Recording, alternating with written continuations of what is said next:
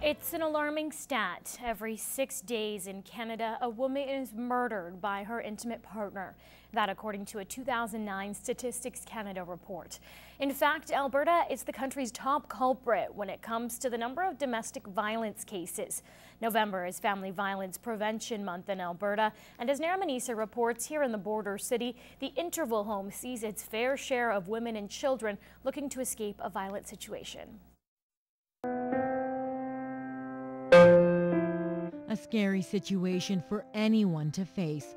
Living with an abusive partner is not only physically unhealthy, but mentally and emotionally draining. In our emergency shelter, we see between 350 and 450 women and children. And through our public ed and our programs, we see about 1,500 to 2,000 people a year. The Interval Home is a safe haven for anyone looking to escape a domestic situation. Trotsek-Sensler Emergency Shelter sees a high number of women and children from around the region. She's glad they've taken the first step to break out of a toxic situation, but understands for some women it's easier said than done. Sometimes there's generational things going on where that's how they grew up, that's how what they saw as a normal relationship. Sometimes there's addictions, a lot of times there's financial issues at bay where the lady doesn't have a lot of money to leave. Trotsek also believes some women stay to salvage the relationship, a cycle that needs to be broken. They can call, they don't have to give us our name if they just want to ask questions or talk or whichever. Mercy. Domestic violence affects everyone, not just the victims on the receiving end of the abuse. That's why it's so important to speak up when it happens. Naramanisa, Newcap News. Anyone looking to escape a violent situation can contact the Interval Home's crisis hotline at that phone number right there on your screen. Meantime, Lloydminster's Interval Home is a safe haven for women and children, but the nonprofit organization provides shelter and food and clothing. In order to do so, they require donations. A new online campaign is now making it easier for someone looking to donate a specific item without having to actually go out and buy it. It's called the Community Gift Shop. You can browse the online store and choose which item you would like to give. All it requires is the click of a button. They can donate for baby clothes or for books or resources, and they donate to that specifically, but we just receive the monetary funds and then we use it to build that operating expense.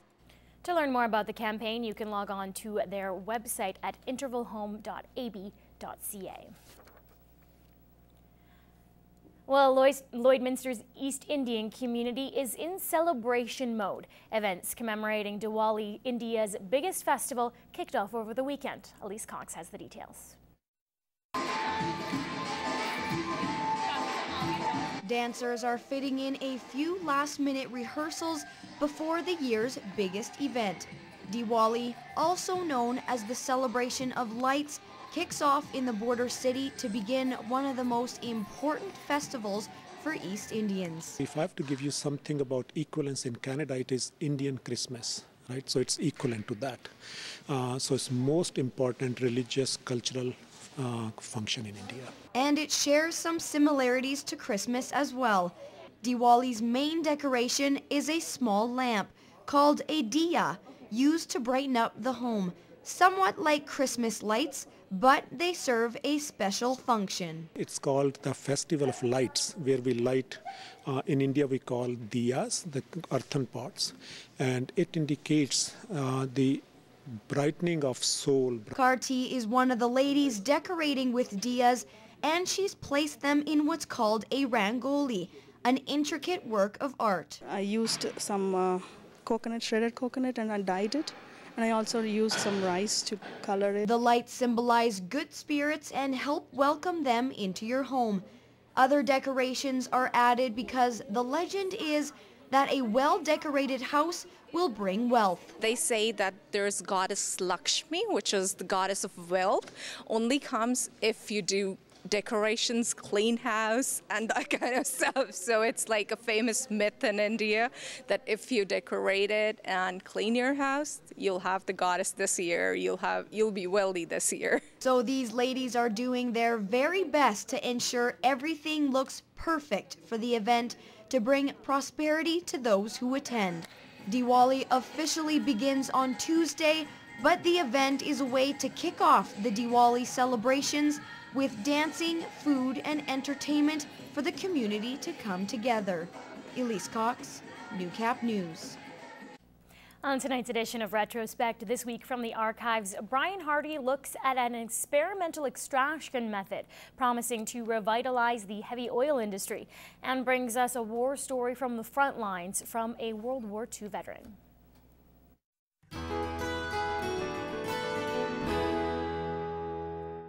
This week in 1993, we reported on a promising new method of extracting heavy oil. After laying virtually dormant for close to 6 years, a Midwest oil field is being tapped into once again.